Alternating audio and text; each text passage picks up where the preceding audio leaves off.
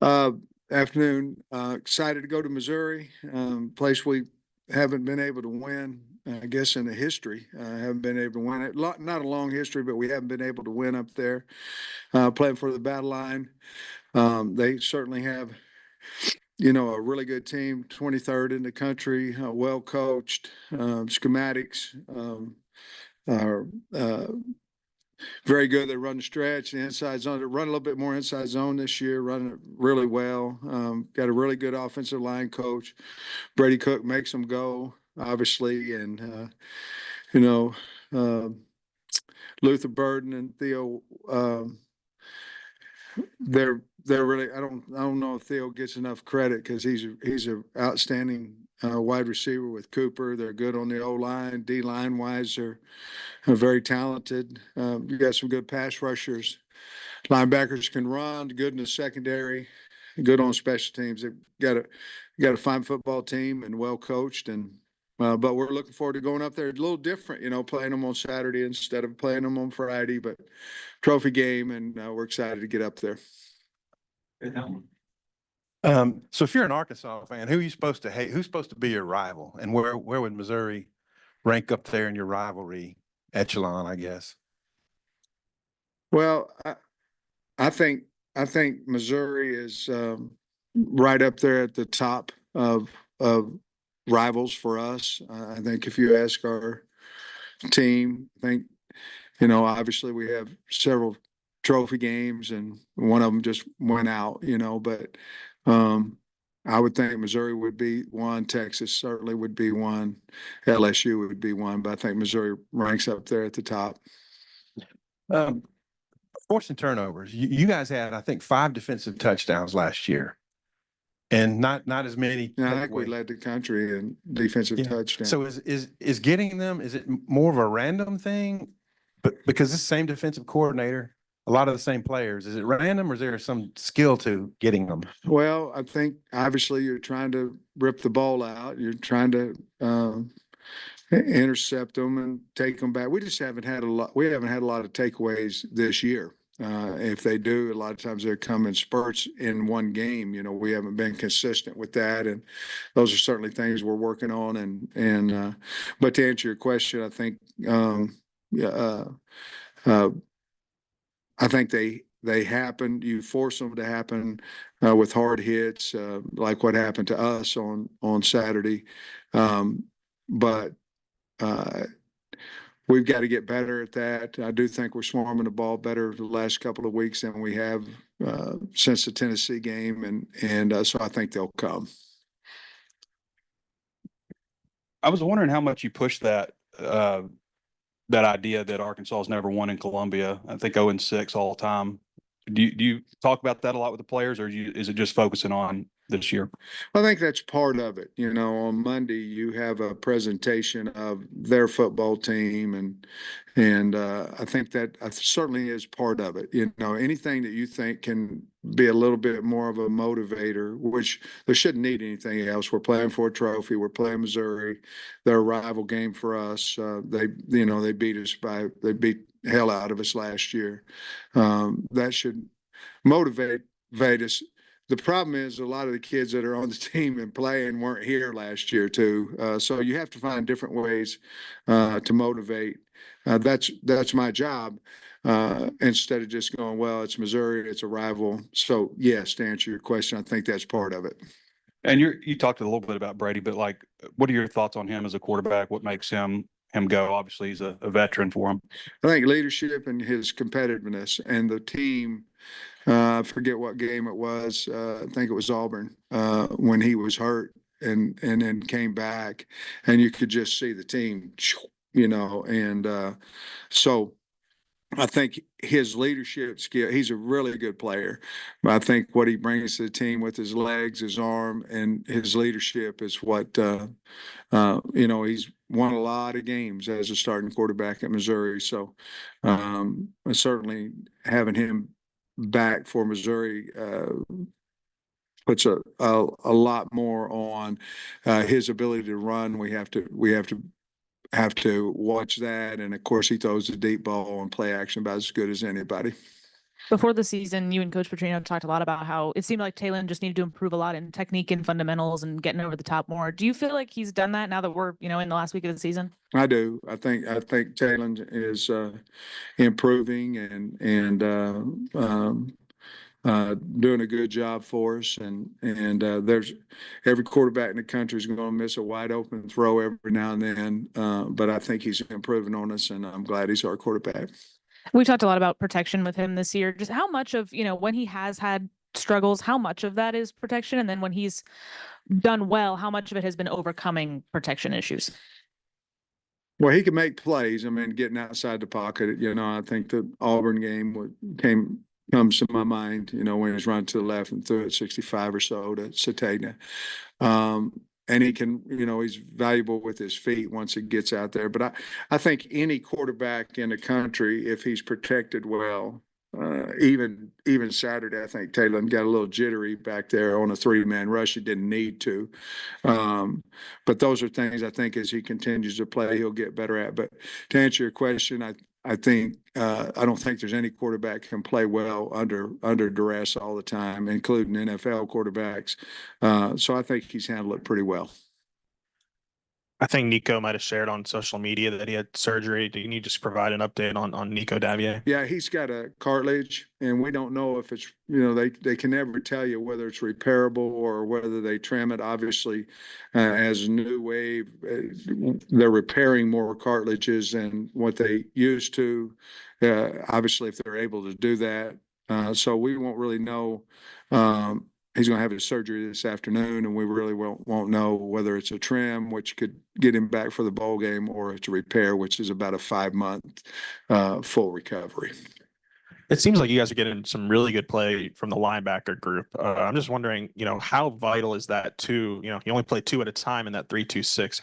How big have those guys been in your ability to play that formation? Yeah, huge, and it's all of them.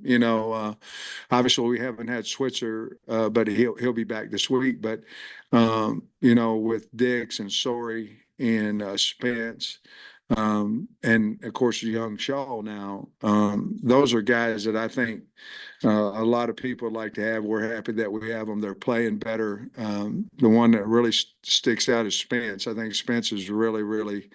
He's proven to be a good pass rusher. Got a couple sacks the last 2 games. But that room right there, when the portal opened last year and, the world was coming to an end, we went out and got us some pretty good players in there and kept, obviously recruited Shaw, but was able to keep Spence, and I like that room. We need to keep them all, all 4 of them. We need to get them back next year, and so we'll go to work on that pretty soon. Have they? I mean, like you guys were impressed with them in fall camp, but have they that group, that position, even exceeded your expectations? I think anytime you really don't know what you have, you've seen them play. Sorey had limited action over at Georgia, and Dix, obviously he played a little bit more. But when you really don't know, Switzer's the same way. Are you going to move him from safety to linebacker?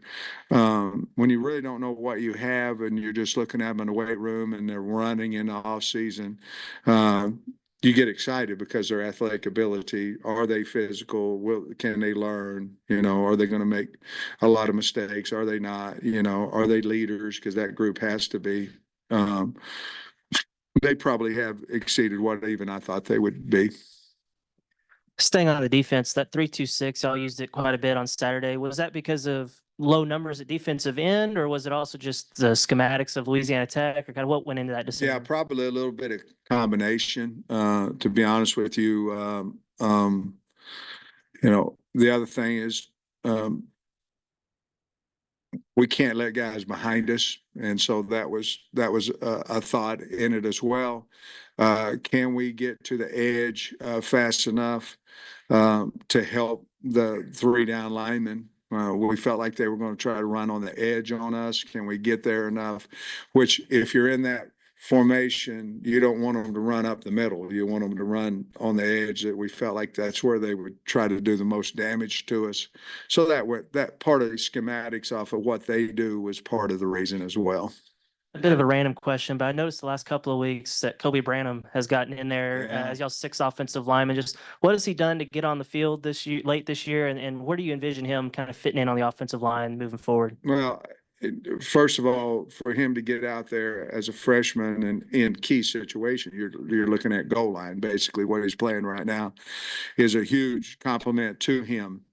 I fully expect that he battles for a starting position in spring ball. I do. I think he's special. I think he's well coached in high school, but he's just a special kid, and I expect him to battle in there at one of those guard spots this spring. But to answer your question, it's just because of his performance in practice. You mentioned the two Missouri receivers. They've got a pair of running backs too that seem to be having a great Yeah. season. How important is it for them, their running game, to what they do overall? I think it's what they do. I mean, I think they're for years they've been a great stretch team, and they still are. And you can tell when times get hard for them or they want to run the clock out or whatever, they will run that stretch and they're specific plays off of it. I've just noticed this year that they're a lot better inside zone team. I mean, they're able to do both, which makes them a little harder to prepare for. The kid from Noel, the guy from App State, hard running guy, fast. Again, can really read what he needs to read. Missouri is one of the teams, very few teams that cut. They cut on, and it's legal, and they cut on the backside of the play, which opens some holes back there. We're going to have to really work on that this week. But I think both those kids are hard running. They're Missouri type backs, like the guy they had last year, just super special. But they run hard like that, and they have good vision. Yeah, Sam, Jordan, you got in the ball a little bit. Did Jordan Anthony's obviously a track guy with some good speed. What do you thought about his season? Well, I think it would have escalated if he hadn't, had a foot injury. He's been hurt a little bit, Bob, but I like what he hasn't had the production in games that we'd like for it to. I think caught a pass down the middle against maybe Mississippi State for a touchdown, but I like him. It's difficult because he's a world. I mean, he's fast and he's going to help our track team too. So when we recruited him, it was you can do track in the spring, help us in football when you can, so for him to get a lot of spring ball and all that with how successful he can be in track, and he likes track, it's been a little bit difficult. So we'll have to figure that out this spring. But I do like the ability that he's had to catch. I think he's grown in his catching, and so I like him. I think he's got a bright future here. You're going for your third SEC road win. I should have looked it up. Arkansas has not done that very often because you've already won it at Mississippi State and at Auburn, and you gave Oklahoma State a tough game. Obviously, what do you think is the key to you guys playing pretty well on the road? And is that something you can kind of harp on with the guys this week?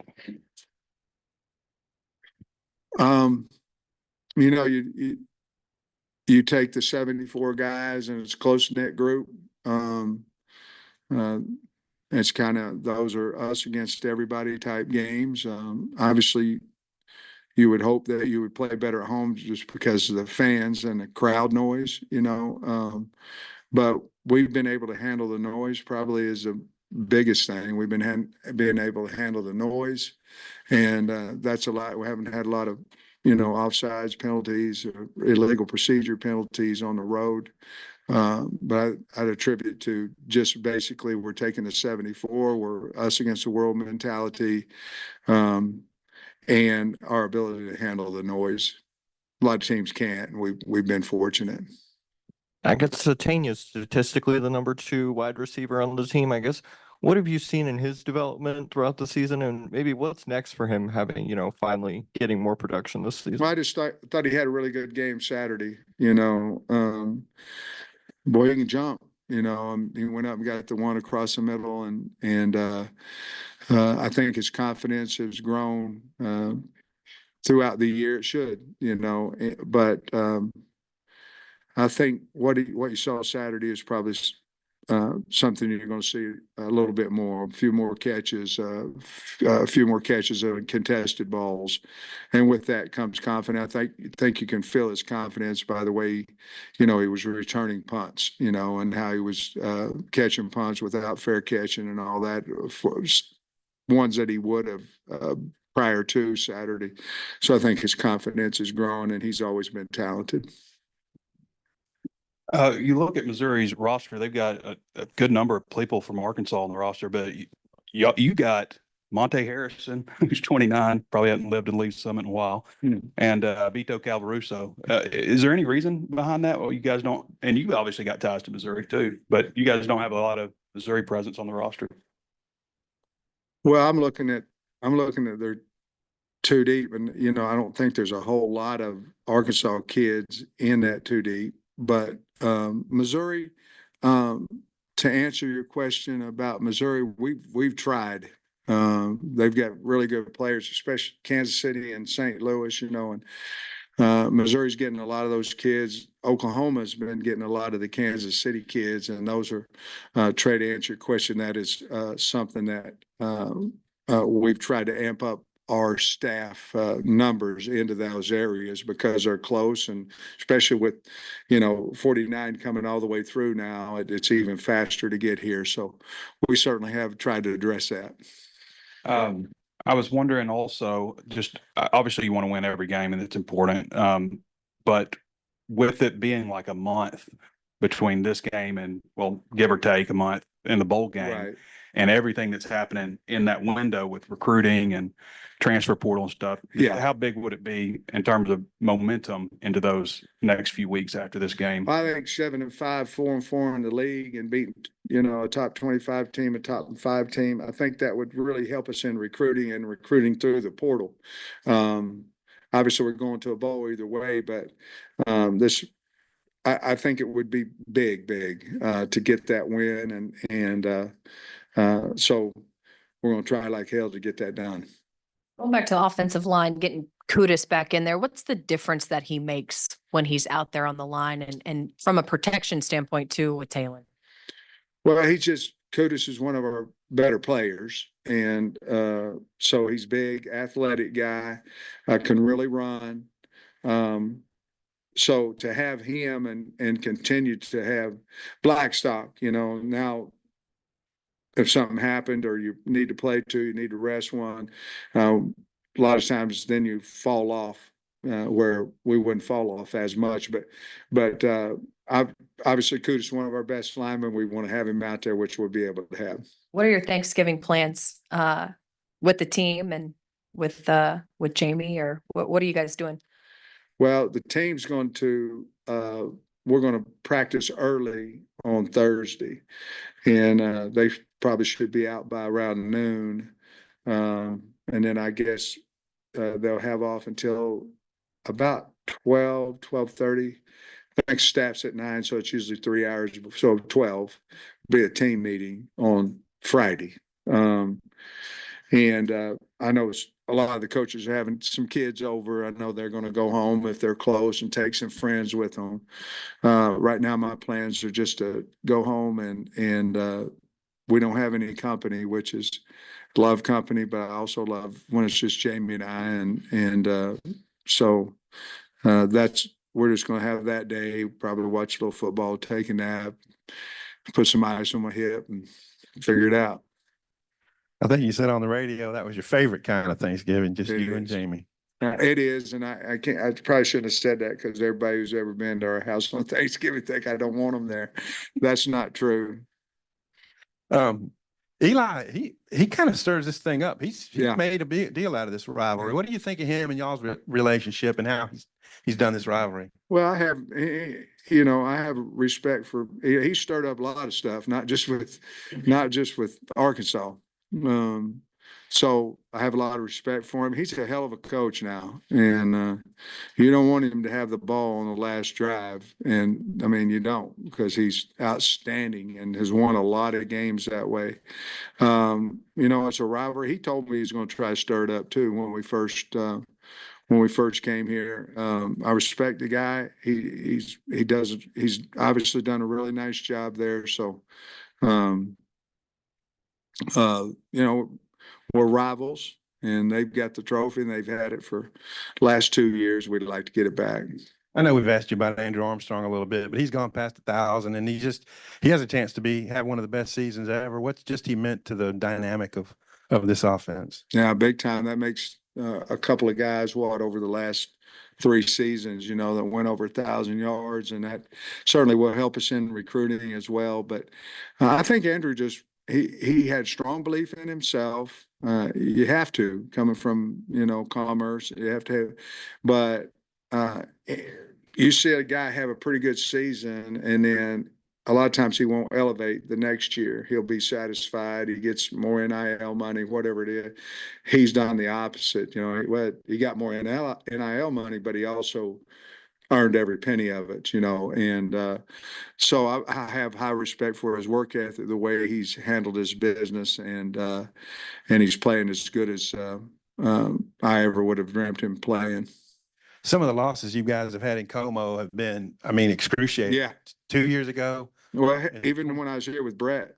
Right. And the year after you left in 2016, Barry Odom faked a punt on his own 7-yard line. Yeah. And I just wonder, that kind of piles up, and it hasn't been favorable for Arkansas. Just your thoughts. Yeah, it's unfortunate.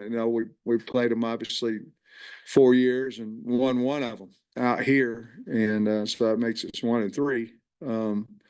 So, the first year we were out there, I think I went for 2, and we messed around and made it. And then there's 30 or 40 seconds left. They went down and kicked a field goal and beat us. And we've had some good games. Obviously, last year was not. It was for them. And so it's hard to win. You see other teams going in and playing in Missouri. I think they're undefeated at home this year, and it's a hard place to play. They've got really good fans, and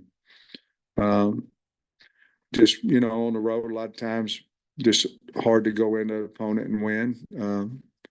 Even though we've lost some games here, but Tennessee, it was hard for them to come in here and win as well. It's just hard. You mentioned a lot of new players not here last year for the game against Missouri, but the coaching staff, especially on the defensive side of the ball, all here. Do you sense maybe a little extra motivation from those guys based on what happened in this matchup? We've motivated. I've done good I can motivate, and they're gonna get tired of me by the time the week's end. But we can't have that kind of performance again.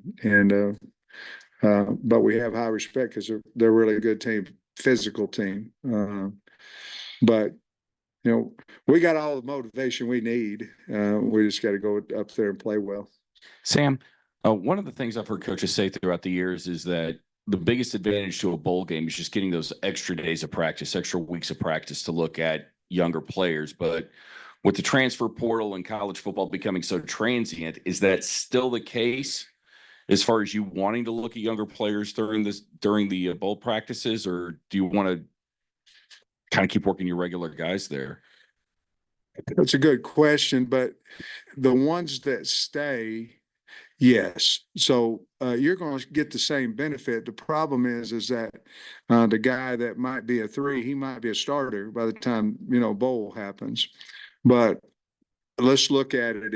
If you don't, of course, this is 4 out of 5, and we practiced all the way up until the plane ride. My first year here, and to me, we're 1-3 in the SEC.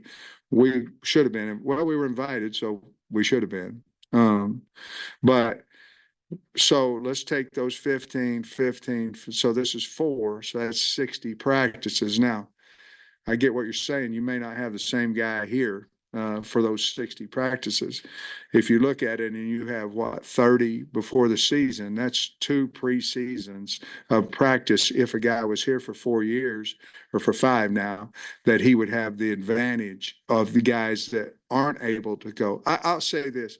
I felt like it really hurt us last year not to have those practices. I really did. Not only that, but I do think if you're not practicing, I think you lose more guys in the portal.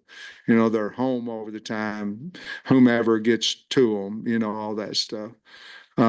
I don't think the portal will be quite as a big a deal for us because we have money. You know, we have not, you know, the first 2 years I was here, money wasn't an issue. It was scholarships and cost of attendance and all. We went from 4-20 to 9-4. Then NIL came in. We just didn't have the money that other folks had. We are now going to get back into that area, and maybe if it's even, Stephen, hopefully you'll see the team go back to what we did, what we were able to accomplish in our first 2 years. Following up on the money question, is it more important to have that money to go out and get new players, or is it more important to have that money to keep your own guys here? Talk to me about Wednesday or Thursday of next week. I'll let you know.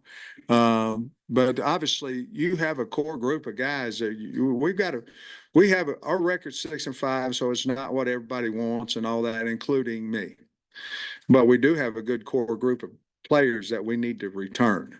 And so we've got to do that first. And then you look in your pool and you say, okay, how much I got? Well, I need this many, this position. I need this many, this position. I need, you know, and then you kind of look at it and you say, in the past, you know, if we got 100,000, somebody else got 300,000, we're done. We're out of it. I don't care what people say. You can't talk a guy because he likes you in a $200,000 transition. By the way, if any of you guys got $200,000 or more, you'd be gone too. And so now we have it. So let's see what we can do with it. Yeah, Sam, I think I got this right from the notes that you guys had 55 newcomers. I know everybody's got a lot of newcomers, Yeah. but I think that was like tied for the FBC lead or something like that. You counting walk-ons too, or no, Bob? Okay, Kyle, it was Kyle's notes. But just how do you think that's obviously a lot of turnover? How do you think all that's worked with the returnees and the new guys and all that? It's hard, but everybody has to deal with it, you know. Not everybody. I mean, that number is probably higher than a lot and lower than some, but it's difficult because you're trying to get the right person in. You're not only trying to get the right athlete, the right position player, you're trying to get probably more important than any of it, you're trying to get the right person in because, you know, bad apple can affect your work area. It can affect ours. So you're looking for people, obviously talented people, but you got to get the right people that'll fit the culture or are willing to work. What makes Columbia, I think Trey asked this earlier, but what makes Columbia such a difficult place to play? I wish I knew that. We'd have a couple more wins, you know. I think Eli's done a great job of cultivating the fans. It's when we play them, it's usually cold, which they're probably a little bit more used to that than we are. I don't know exactly, you know, we've been playing on Friday. Maybe they did a better job of preparing their team than we have. But it's always been up there. It seems to me like it's been a close game, and something happened like 2 years ago. We went up there and I kicked a field goal to put it within a 1-score game, and we never got the ball back, you know, and hindsight, you probably should have went for it, you know, from the 5 or whatever it was at the time. And so they're always close games, and we just got to figure out a way to win it. One more, just Freddie Cook. What's the difficult kind of nature of containing a guy like that? Athletic, can throw, knows the offense probably as good as his coach does. He's a winner. And those guys are scary. I mean, he's a winner, and like I said, you could just feel it through the TV when he came back for the Auburn game. Made it certainly a big difference in that game. I was wondering with the revenue sharing also, but just as far as the NIL side of things go, do you think you'll have more in that regard too? I don't, but I think we can combine it. In other words, I think we can go a year contract over where we're at NIL with where we're going to be revenue sharing, combine it for a year's time. Possibly pay the kids like the NFL does, something percentile, OTAs, weightlifting bonus, all that. Not that we would do it. I'm saying like the NFL does it, and then pay them more during the season. The totality of the money would be the same. And so we would do that, to be honest with you, Trey, whether revenue sharing was in January or whether it was in July, simply because the portal opens in April, and I don't think we want to pay equal increments all the way up to April, and then somebody goes in the portal. I think you want to entice them to come back with more money during the season. You guys would have more money, everybody else would too. Do you think that would, and you kind of mentioned that, maybe you wouldn't have lost some of the guys you lost last year if you'd had more money. Do you think that'll impact the volume of talent in the portal, with other teams being able to maybe keep guys that they might have lost? Yeah, I feel really sorry for non-Power 4 teams, or some of the Power 4 teams that well, mostly not, or other conference Power 4 teams that have really good players and not be able to afford to keep them. And I don't want to say this, Trey, like every kid's out there looking for the almighty dollar. That's not the case. But if the dollar differential is huge, then your chances of keeping somebody aren't very good. And most of the time they know that dollar and know the amount before they ever come see me. They've already figured it out through whatever channels that happen. Yeah, you talked about Kobe Branham and Bradley Shaw a little bit today. We saw Charlie Collins cave in a guy the other night. I'm just wondering, the up and comers that might have bigger roles next year, like those guys. Davion Henderson would be another one that just pops out. I think he's going to be a really good player. I like Jaden Allen. I like Selman Bridgers, our two freshman corners. Now, Jaden, he's going to practice today. So, he's back from that cartilage repair. Offensively, let's see. Of course, KJ Jackson, we're very, very high on him. The wide receiver group there, Cross, I think he's got a lot of talent as a young player. CJ Brown will keep coming on. Trying to think off the top of my head. Braylon, I'm sorry. Braylon would certainly be a guy that we want to build the future around. So, yeah. You good with the Saturday game? You think it's going to be neat to try a new day, or what? Yeah, the Friday one ain't working, so we'll try to switch it. Thanks, Coach. All right, thank you.